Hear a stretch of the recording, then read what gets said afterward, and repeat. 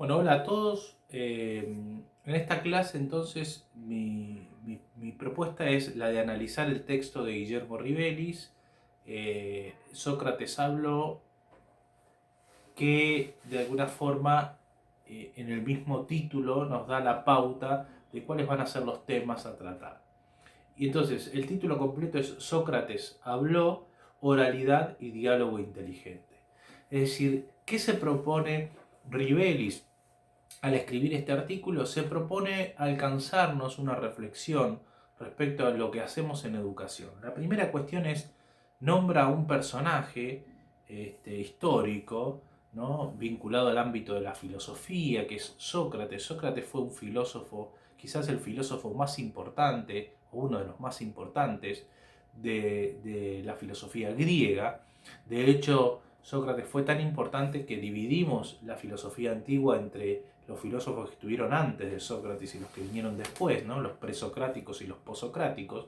Sócrates fue el gran maestro de Platón, que también fue un filósofo griego, y andaba por la ciudad de Atenas eh, interrogando a las personas más notables o destacadas. Sócrates había vivido lo que se llamó el siglo de oro de Pericles, ¿no?, que fue un gran, digamos, gobernante en la Atena, en la Magna Grecia, digamos, ¿no?, antigua, y había vivido todo ese esplendor cultural y había también sido testigo de los esfuerzos para, que implicó en definitiva para los griegos alcanzar cierto poderío comercial y territorial, ya que Sócrates también había combatido eh, en las guerras, en las famosas guerras que Grecia tuvo con otros pueblos como Persia, etc.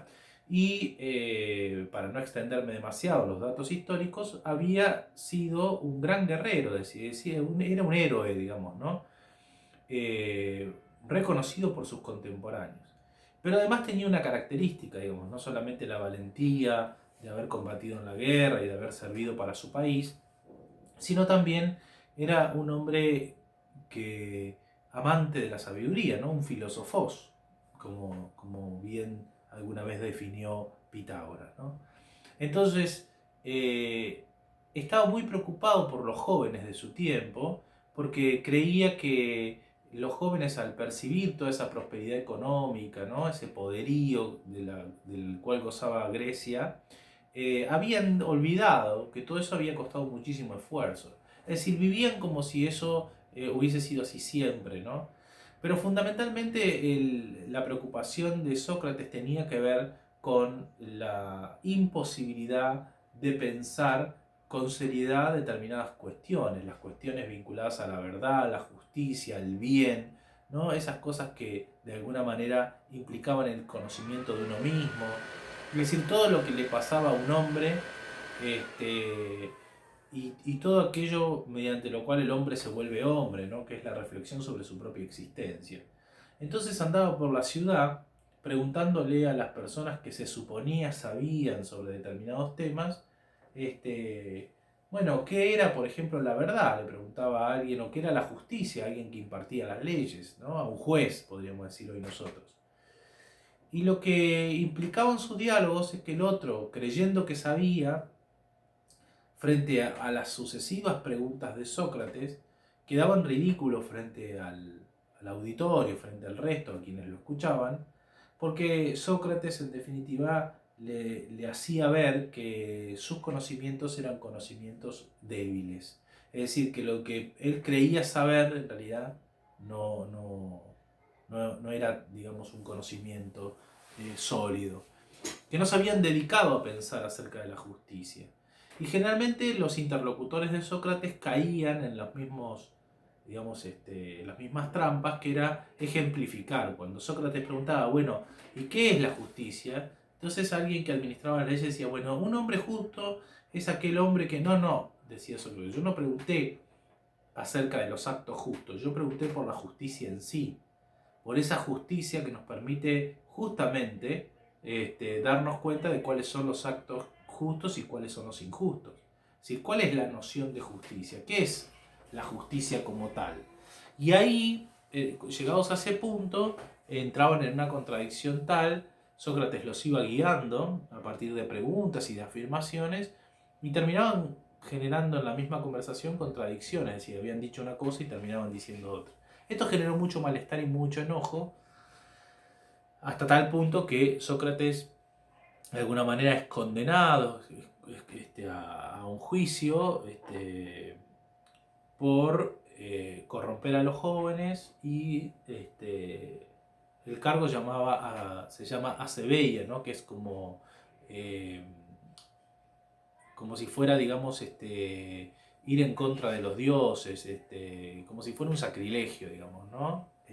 No creer en las costumbres religiosas de esa época, y la corrupción de los jóvenes, que implicaba de alguna manera inculcarle ideas peligrosas. Bueno, lo condenan, Sócrates finalmente en el juicio se defiende, le dan 3 opciones, que es la de pagar una fianza, exiliarse o morir, y él elige la muerte, dice, ¿no? La filosofía es una preparación para la muerte, asegura Sócrates, es una de las primeras definiciones que aparece de filosofía, y dice, yo no me voy a exiliar porque he combatido por este pueblo, me parece injusto, no voy a pagar una fianza porque no creo haber hecho nada malo, por tanto si he vivido diciendo que hay que respetar las leyes, voy a morir respetando las leyes, voy a aceptar el cargo de la muerte. Bueno, muere injustamente, ¿no?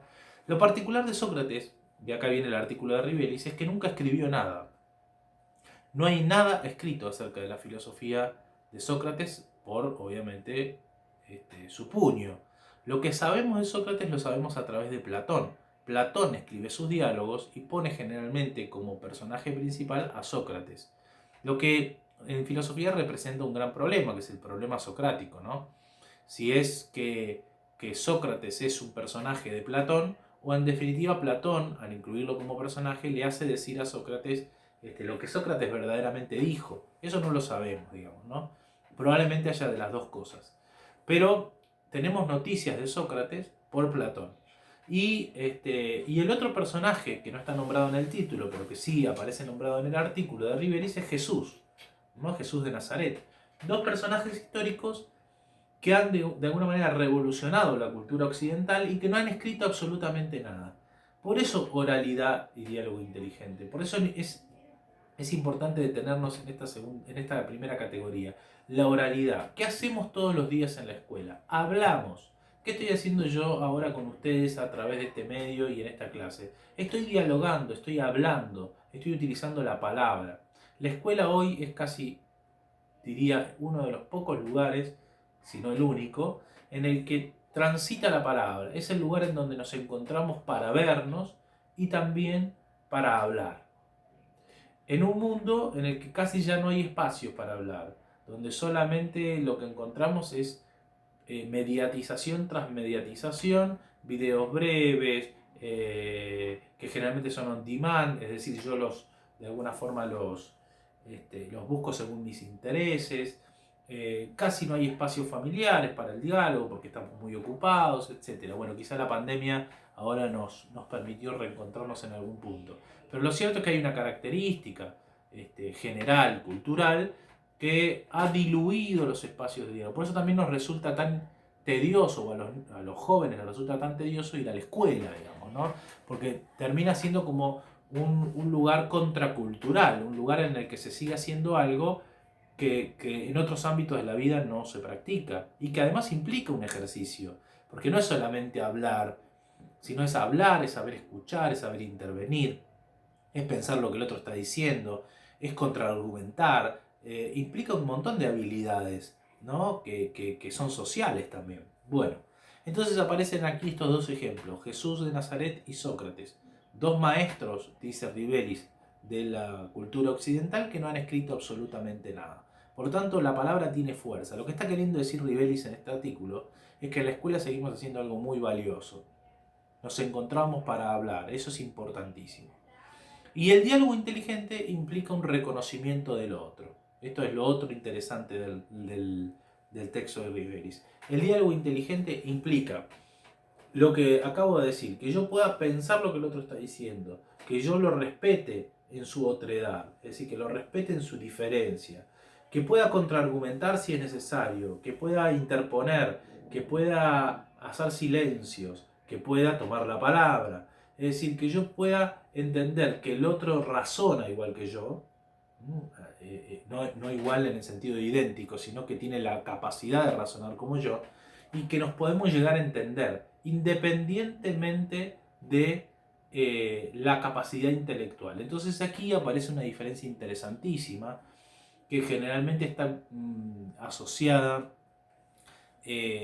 comúnmente, digamos, en la sociedad como sinónimos, y no lo son, dice Rivelis, que es la capacidad intelectual por un lado y la inteligencia por otro. Es decir, una cosa es la capacidad intelectual. La capacidad intelectual es aquello que yo puedo medir, dice, es mensurable. Yo puedo medir el coeficiente intelectual de una persona. Ahora bien, la inteligencia es otra cosa. Es poner esa capacidad intelectual al servicio de algo bueno. Por lo tanto, dice, la inteligencia es eros, ¿no? Haciendo referencia a, ¿no? a esa deidad griega que es la deidad del amor, ¿no? Eros es la inteligencia, es pensar que yo, desde mi capacidad, construyo y no destruyo, ¿no? Edifico y no demuelo.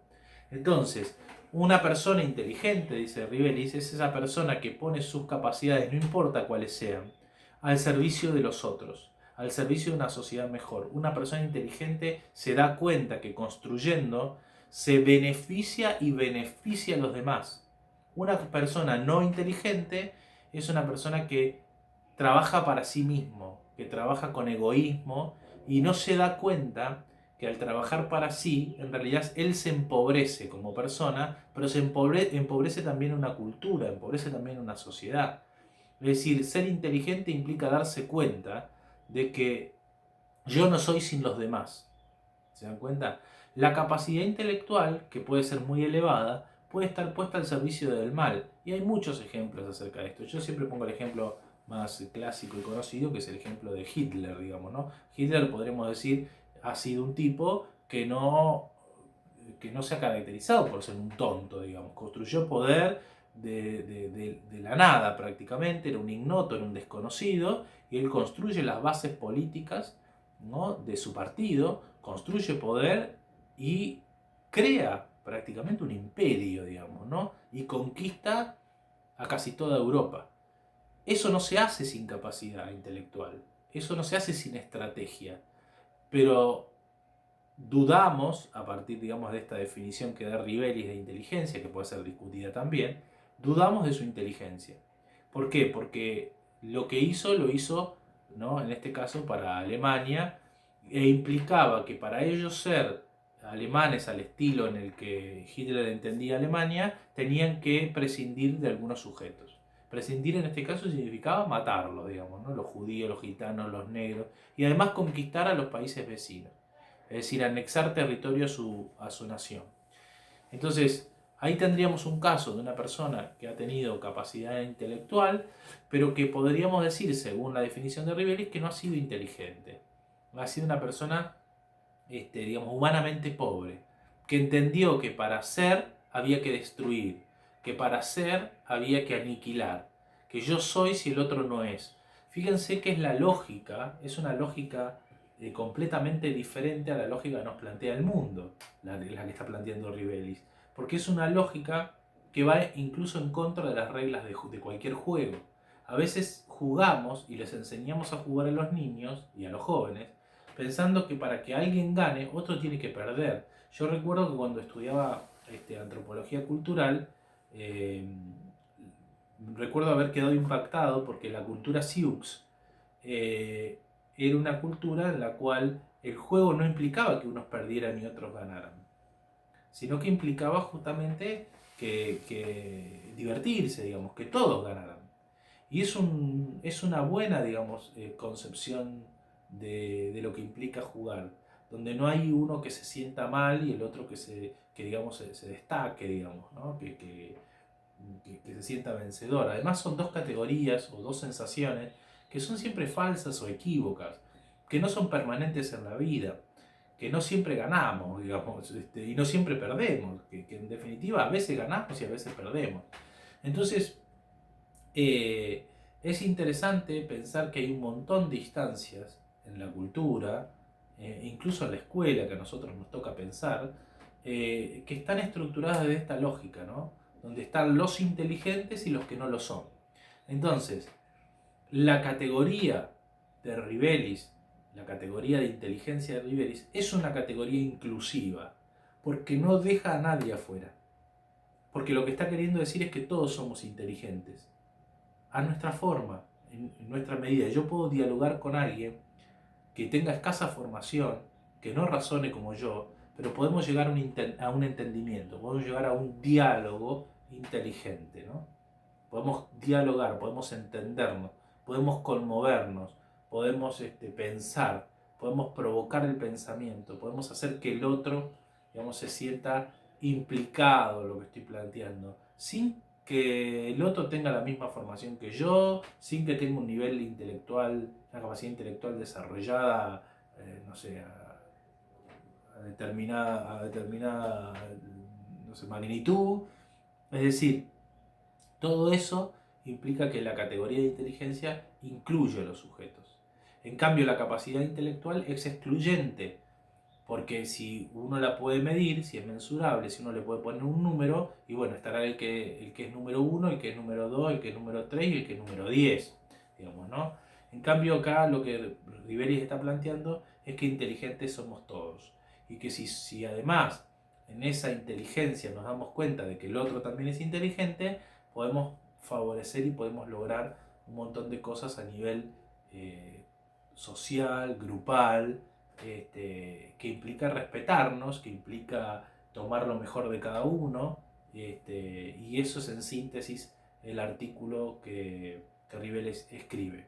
La última idea que desarrollo, y yo con esto termino, es esta idea que recién les mencionaba al comienzo, que tiene que ver con George Steiner, que hay un libro de él que se llama Lecciones de los Maestros, en el que él toma esta idea de la oralidad. Qué importante que es que hablemos, qué importante que es que dialoguemos, qué importante que es que nos miremos a los ojos e intercambiemos opiniones, ideas, ¿no? Porque es la forma que tenemos los seres humanos, quizá una de las formas más desarrolladas y que de alguna manera demuestran lo inteligente que somos, de construir, de comprender, ¿no? La palabra, ¿no? La palabra, el lenguaje. Todos los seres humanos tenemos un lenguaje. Uno podría decir en el reino animal también hay una forma de lenguaje, pero la forma de lenguaje que ha desarrollado el ser humano a través del habla, de la palabra, es una forma bastante compleja, bastante, digamos, completa.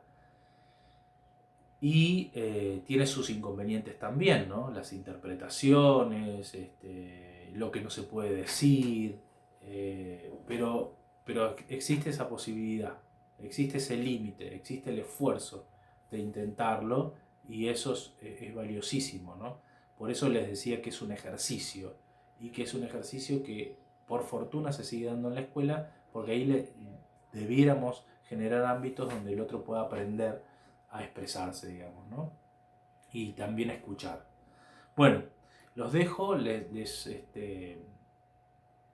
deseo una muy buena semana, los animo a seguir adelante, ya nos queda mucho menos. Es muy probable que no volvamos a las clases presenciales, todavía esto no se sabe, pero bueno, seguiremos viéndonos por acá y seguiremos trabajando a través de la virtualidad. Les dejo un saludo enorme.